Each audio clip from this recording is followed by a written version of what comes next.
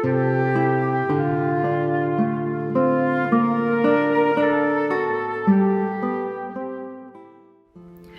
saudara-saudara, kembali lagi bersama saya Jovita dalam Renungan Harian GKI Kebonjati. Renungan hari ini yang berjudul Kasihilah Musuhmu diambil dari Lukas 6 ayat 27-31.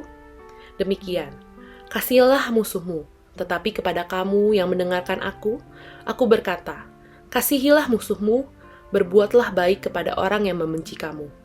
Mintalah berkat bagi orang yang mengutuk kamu, berdoalah bagi orang yang mencaci kamu.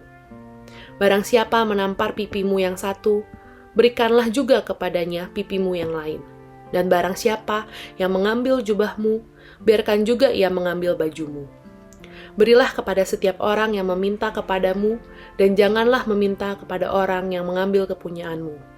Dan sebagaimana kamu kehendaki supaya orang perbuat kepadamu, perbuatlah juga demikian kepada mereka. Seringkali kita menentukan sendiri mana yang baik dan jahat, menilai dan menghakimi orang lain di saat orang yang kita nilai jahat menyakiti kita. Jika dipikir dengan logika, pada prakteknya kita akan sakit hati, kesal, ataupun juga benci. Namun, dari bacaan tersebut kita belajar bahwa Tuhan justru menyerukan kita untuk mengasihi musuh, berbuat baik, dan mendoakan bagi orang yang menyakiti kita.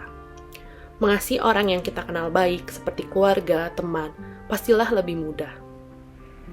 Di ayat 29, barang siapa menampar pipimu yang satu, berikanlah juga pipimu yang lain. Di sini kita belajar, bukan hanya mengampuni, tapi juga menunjukkan kerelaan yang besar. Seperti yang mungkin seringkali kita dengar dalam khotbah-khotbah, bahwa tindakan untuk memberikan pipi yang satunya lagi ini, sejatinya bukan dihayati untuk membiarkan penindasan, ataupun tindakan kekerasan yang dilakukan orang lain kepada mereka.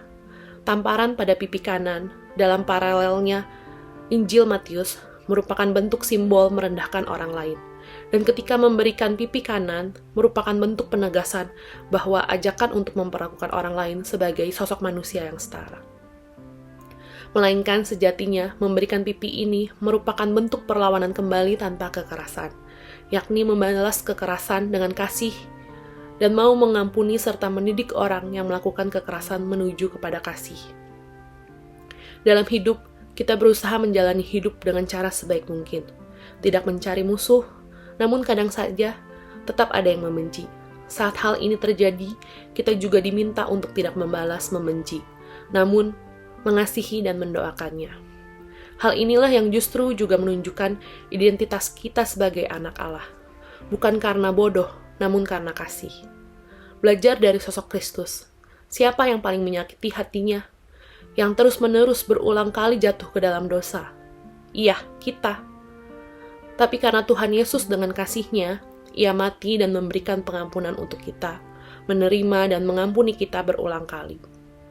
Pada ayat ke-31, Tuhan juga mengajarkan sebagaimana kamu kehendaki orang lain perbuat kepadamu, perbuatlah demikian kepada mereka. Maka baiklah kita mau belajar mengasihi musuh, mengharapkan kebaikan untuk musuh kita, sama seperti Tuhan yang mau berkorban dan mengasihi kita. Kiranya Tuhan memenuhi hati kita dengan kasih Allah dan damai sejahtera. Tuhan Yesus memberkati.